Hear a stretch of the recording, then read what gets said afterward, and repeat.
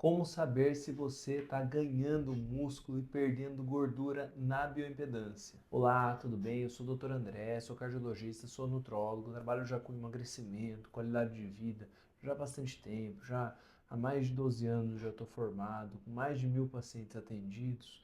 A gente tem a clínica aqui em Campinas, nossa clínica já tem mais de 6 anos, e eu criei esse canal para a gente conversar de forma leve, tranquila, mas com embasamento científico, com conhecimento sobre emagrecimento, saúde cardiovascular, qualidade de vida. E o tema de hoje é justamente esse. Se você está perdendo peso, mas você está perdendo massa magra, está perdendo massa gorda, o que está acontecendo com o seu corpo? Eu trouxe alguns casos clínicos até para a gente poder conversar e discutir junto em relação a isso. Primeira coisa que eu sempre gosto de explicar que é a diferença entre você perder peso e você perder gordura, perder massa gorda.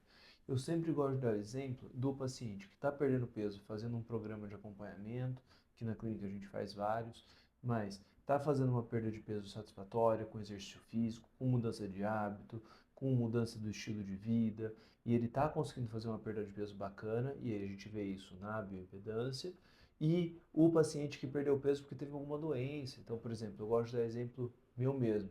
Quando eu tive dengue, eu perdi muito peso por conta da dengue. E aí não é uma perda de peso saudável. Geralmente quando você vai ver na bioimpedância, você consegue ver a massa muscular e você vê que a gente perdeu peso à custa de músculo. E essa perda de peso não é uma perda de peso saudável. Então, eu sempre gosto de perguntar aos pacientes: está perdendo peso? Perdeu o quê? O ideal é a gente fazer uma bioimpedância. A bioimpedância hoje ela é muito específica, muito sensível, é um exame muito bom e tem muita acurácia para a gente conseguir ver composição corporal, o que esse paciente está perdendo. E através dela, a gente consegue ter uma precisão e consegue seguir um diagnóstico e um tratamento melhor para esse nosso paciente. Se você não tem a bioimpedância em casa ou é um paciente meu que a gente acompanha à distância, o que eu costumo fazer é através de fotos e medidas, né? Medida de circunferência abdominal, massa muscular em relação à medida de braço, medida de tórax, medida de antebraço. E aí com isso a gente pode fazer o acompanhamento. Mas idealmente o melhor exame, né, o mais prático é a bioimpedância. A DEXA é um exame muito específico e é muito bom para ver isso, só que envolve radiação. Então, hoje aqui na clínica, ainda mais que a gente já tem um aparelho, o ideal é a gente fazer a bioimpedância dos nossos pacientes. Bom, então, quando a gente vê a bioimpedância, a gente consegue ver se o paciente está perdendo massa magra, se o paciente está perdendo massa gorda e a partir daí a gente consegue traçar um plano e ver qual vai ser a nossa próxima abordagem para esse paciente. Às vezes tem paciente meu que ele perde peso e ele ganha massa muscular. Ou ele ganhou peso e aí quando a gente vai ver, ele ganhou massa muscular e perdeu gordura. Então, o legal da bioimpedância é você justamente conseguir ver e acompanhar essa parte de composição corporal desse nosso paciente. Na própria bioimpedância, a gente consegue ver a massa magra, que é a quantidade de massa muscular que a gente tem.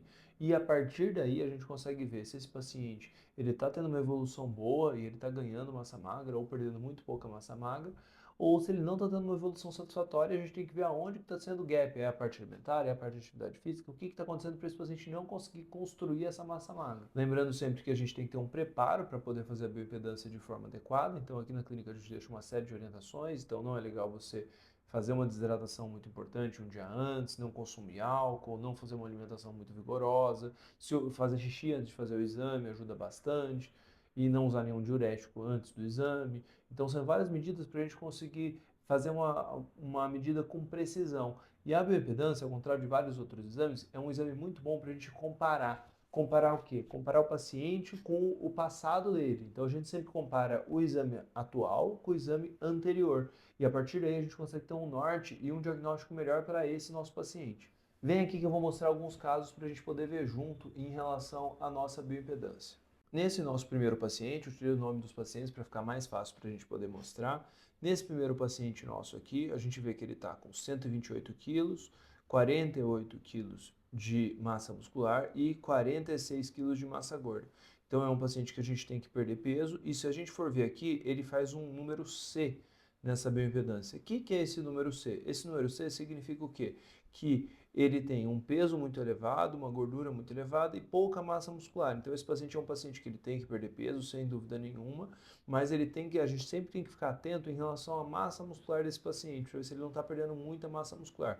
Essa aqui já é a nossa segunda bioimpedância. Quando a gente desce para fazer a avaliação, ele tem uma porcentagem corporal de gordura corporal de 34, que é bem significativo. O ideal para um homem é na faixa aí dos 15, 20 no máximo. Tem pacientes que a gente gosta que fique na faixa dos 10, 12, depende muito do que o paciente está buscando, mas a marcha, geralmente na parte de saúde, é entre 10 e 20, né?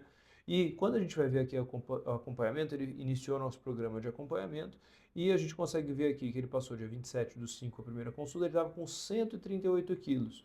E hoje ele está com 128 quilos. A gente vê que ele teve uma perda bem significativa de peso, principalmente de massa gorda, porque se você for ver aqui, ele teve uma massa muscular, ele iniciou com 50 quilos de massa muscular e agora está com 48, então praticamente não perdeu músculo.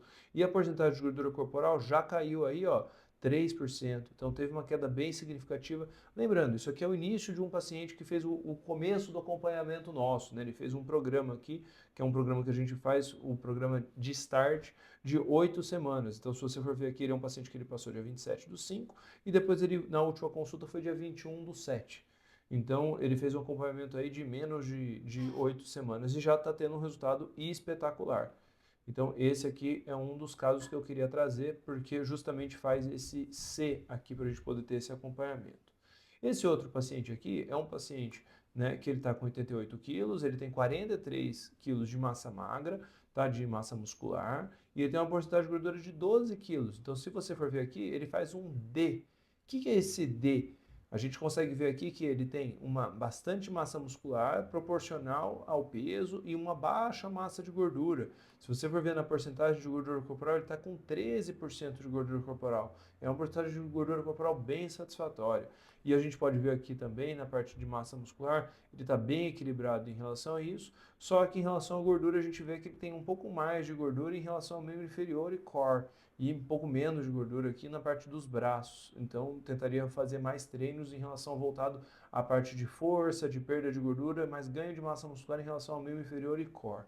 E quando a gente vai ver aqui nosso histórico, nossa comparação, é um paciente que ele veio aqui para ganho de massa muscular, ele não veio para perda de peso, já que o peso dele está bem satisfatório, e a gente vê que ele perdeu peso aqui, a gente conseguiu fazer uma perda de peso, massa muscular praticamente mantendo a mesma coisa, a gente teve uma perda bem irrisória aqui de massa muscular, e a gente vê que a gente perdeu muita gordura, praticamente a gente só perdeu gordura desses 2 quilos aqui, 3 quilos que ele perdeu. Então ele perdeu praticamente só gordura. A porcentagem de gordura corporal, quando ele começou a fazer o acompanhamento, que era de 15,7, né? Depois manteve aqui 15,7 e agora teve uma queda para 13.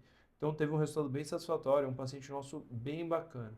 E aqui, por fim, trouxe mais uma paciente aqui, que é uma paciente que ela passou com a gente em janeiro e ela estava com 70 quilos, 20 quilos de massa muscular, quase nada de massa muscular e uma porcentagem de gordura de 30.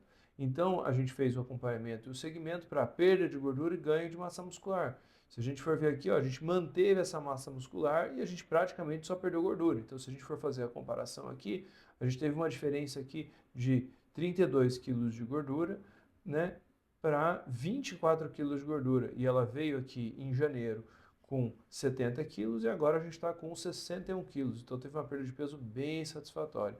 E se a gente for ver aqui, a porcentagem de gordura corporal também caiu. Estava 45 antes e agora a gente está com 39. Então teve uma evolução bem legal. E aí, o que você achou desses casos? Gostou? Já tinha visto uma bioimpedância? Já tinha entendido como a gente interpreta uma bioimpedância? Ficou alguma dúvida? Comenta aqui embaixo. Deixei um outro vídeo aqui no canal que eu acho que faz super sentido para você.